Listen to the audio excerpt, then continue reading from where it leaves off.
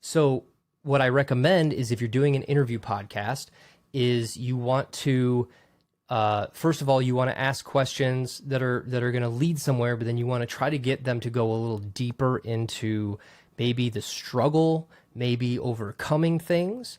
And then the other thing I love, and what I've really loved about this podcast is that you've done your research. First of all, like you've listened to my stuff, so this isn't just like some crazy conversation. But you haven't necessarily just asked me softball questions. Like you actually put some thought into the questions, which makes this interview different than anyone that I've ever done, and probably my favorite ever.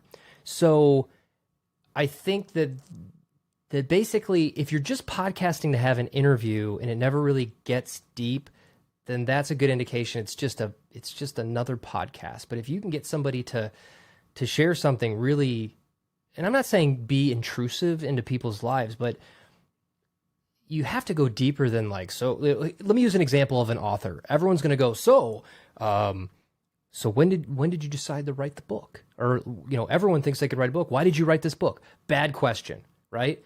The real question is, so you're writing this book, you're pouring your heart out into it. Was there ever a time when you were writing this book where you just felt like deleting it, throwing it in the garbage, quitting?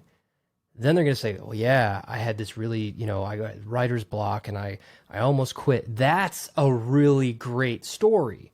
Not why did you decide to write a book?